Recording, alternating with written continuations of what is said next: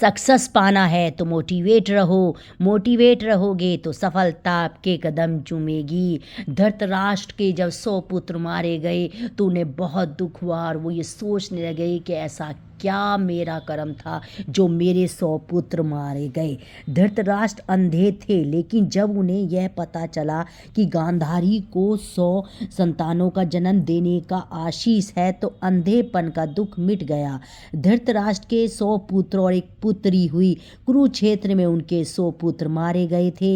एक पिता के लिए इससे बड़े दुख की बात क्या होगी कि उसके 100 पुत्रों का शोक मनाना पड़े।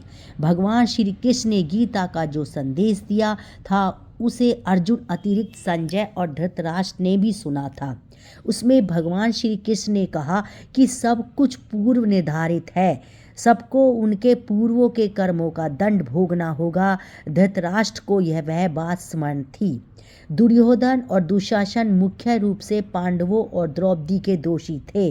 उनके मारे जाने की तो धृतराष्ट्र कर्म दंडों से जोड़ रहे थे और शेष पुत्रों की तो कोई भूमिका नहीं थी। वे क्यों मारे गए, यह प्रश्न धृतराष्ट्र को बहुत परेशान करता था। महाभारत युद्ध समाप्त होने पर धृतराष्ट्र ने भगवान श्री कृष्ण से पूछा, मैं अंधा पैदा हुआ, मेरे 100 पुत्र मारे गए। भगवान, मैंने ऐसा कौन सा पाप किया जिसका यह दंड मुझे मिल रहा है।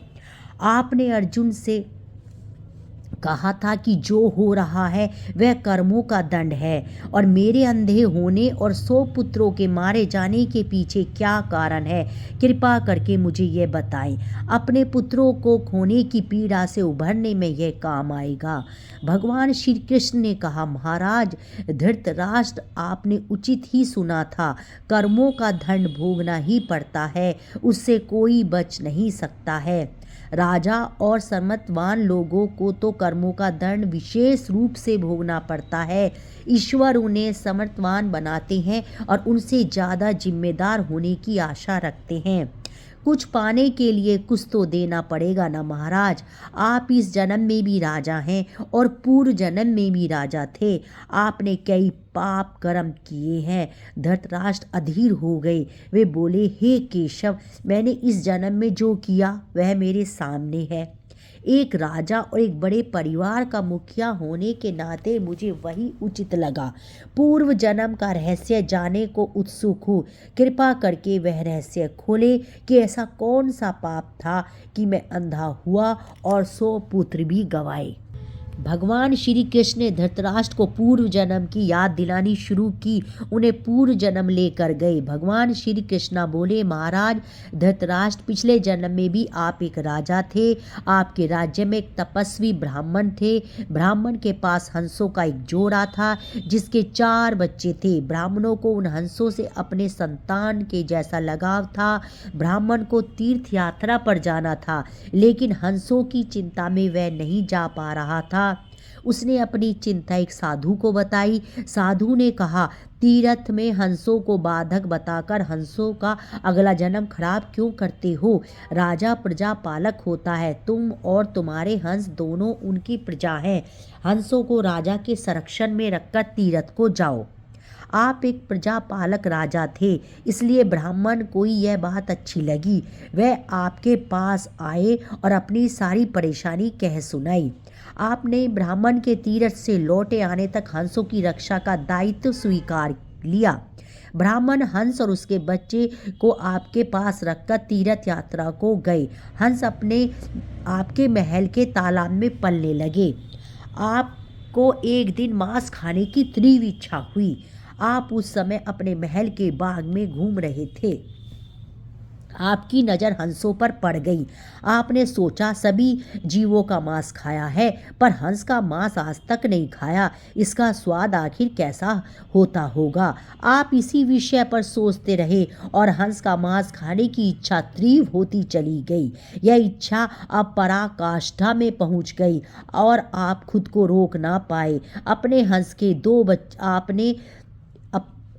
2 बच्चे भून कर खा लिए। उसका स्वाद आपकी जिह्वा को लग गया। हंस के एक एक करके 100 बच्चे हुए। आप सबको खाते चले गए। अतः हंस का संतानहीन होकर दुख में मर गया। कई साल बाद वह ब्राह्मण तीर्थ यात्रा से लौटा और आपके पास आया और उसने आपसे अपने हंसों के बारे में पूछा। हंस तो आपके लालच की बलि चढ़ चुके थे। प्रजापालक राजा यह कैसे कहता कि उसने अपने प्रजा की संपत्ति को चुपके से लूट लिया। इसलिए अपने ब्राह्मण से कह दिया कि हंस बीमार होकर मर गए। ब्राह्मण आप पर पूरा भरोसा करता था। उसने आपकी बात मान ली और विलाप करते चला गया। महाराज धृतराष्ट्र, आपने हंस के बच्चों को खाकर और फिर झूठ बोलकर एक साथ कई अपराध किए। आपने तीर्थ यात्रा पर गए ब्राह्मण के साथ विश्वासघात किया, जिसने आप पर इतना विश्वास किया। आपने प्रजा की धरोहर में डाका डालकर राजधर्म भी नहीं निभाया और जिब्या के लालच में पड़कर हंस के 100 बच्चे भूनकर खा लिए, जो आपके पास आश्रय के लिए आए थे। इस तरह आपने उस असहाय का वध किया जिसे आपने आश्रय दिया था। यह बहुत बड़ा पाप था। हे राजन, इन घोर पाप कर्मों का आपको दंड मिला। जैसे आपने जीव के लालच में हंस के 100 बच्चे मारे, वैसे ही आपके 100 पुत्र लालच में पड़कर मारे गए। उन सब की जीभा भी आवश्यकता से अधिक उदंड थी। जिसने आप पर आंख मूंद कर भरोसा किया, उस तीर्थयात्री से आपने झूठ बोला और राज धर्म का पालन नहीं किया। कोई आंख मूंद कर विश्वास करे और उसका विश्वास कभी नहीं तोड़ना चाहिए। इसी विश्वासघात के कारण आप अंधे और राजकाज में विफल व्यक्ति हो गए। भगवान श्री कृष्ण ने कहा, सबसे बड़ा छल होता है विश्वासघात। आप उसी का फल भोग रहे हैं। और आपको ये मेरी कहानी कैसी लगी धृतराष्ट्र के बारे में, मेरे चैनल को लाइक करें और सब्सक्राइब करें। ऐसे ही आपको प्यारे प्यारे टॉपिक लाते रहेंगे। राधे राधे, जय श्री कृष्णा।